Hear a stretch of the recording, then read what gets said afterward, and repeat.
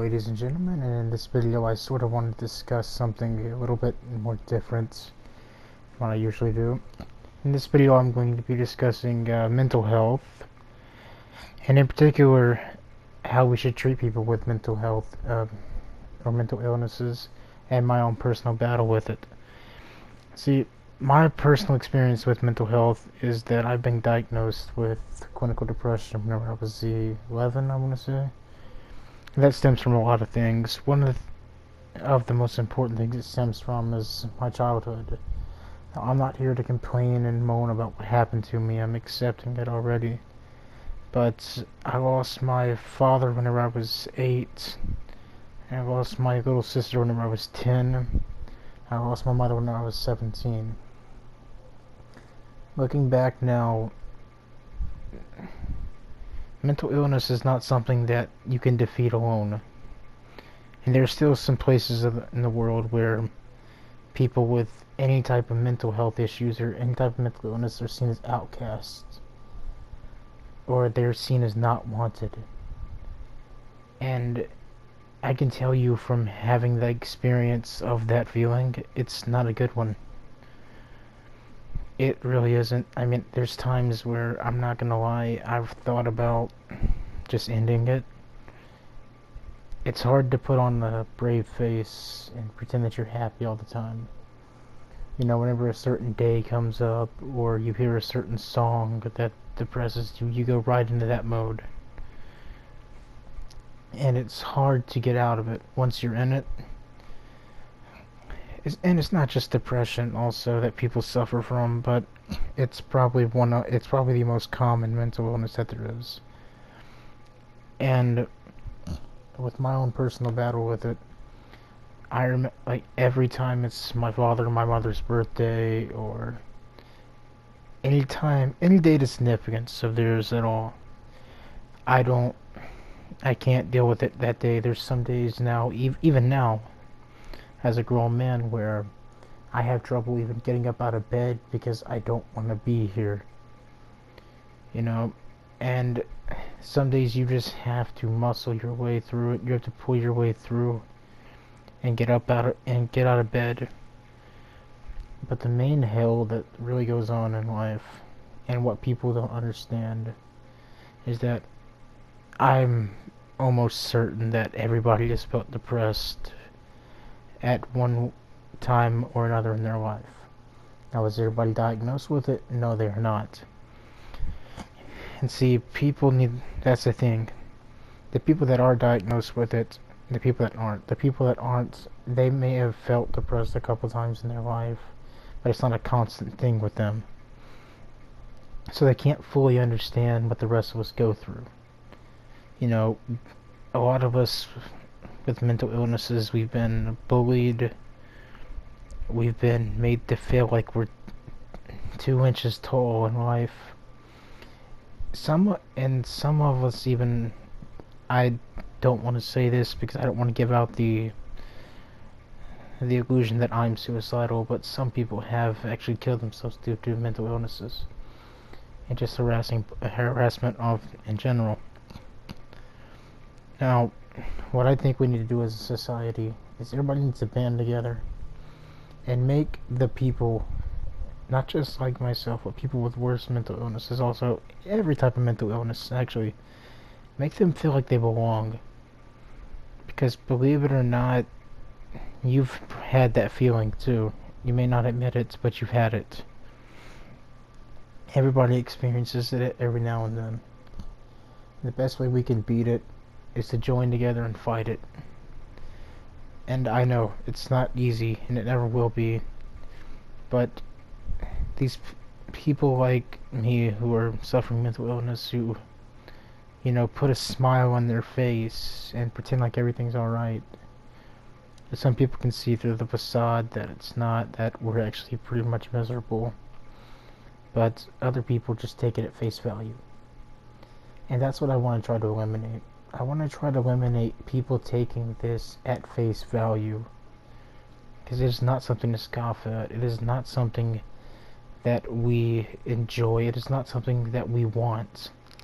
We just want people to help us And this also, in my personal experiences, I used to suffer from not just depression, but I also had stress. And this stress got so bad in my life that I ended up having NESs, or non-epileptic seizures. Now these went on for a couple years, and the last one I had was about a year and a half ago. However, well, people, whenever I told them, they said, "You're a kid. What do you have to be stressed about?" That's the kind of thinking right there that I want to help eliminate. And as I was saying, you know, whenever people ask me, "You're a kid. What do you have to be stressed about?" Like I said, that's the thinking that I want to eliminate right now. Because people think that if you're young, you don't have anything that stresses you out. When, as a matter of fact, that could be the furthest thing from the truth. Now, one of the probably the worst things that I ever had to deal with growing up was I had these ticks. Not the bugs, but ticks that made noises. I made random noises that I couldn't control. And I would just get harassed and bullied constantly until one day I had had enough of it. And I beat the hell out of this kid, but that's a story for another time. But in that one moment, that was the one of the very few moments in my life that I felt like, okay, this may actually be worth going through with. And, I mean, it's hard for me to get out now because of, I don't know. I'm not going to say I'm paranoid, but with the depression, I also have social anxiety disorder. So that doesn't help the cause at all. What that means is whenever I'm around a large group of people, I really don't like being in a large group of people. It freaks me out, and I need to get out of the place. But I really don't get out as much as I'd like to, or as much as I'd want to.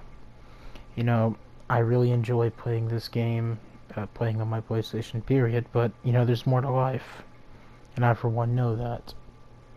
So I'm trying to branch out more and try to help not only my life but my self-esteem, because whenever you're dealing with the level of mental illness that somebody like myself or anybody or any mental illness at all, it takes a hit at your confidence and your self-esteem. It lowers your self-esteem.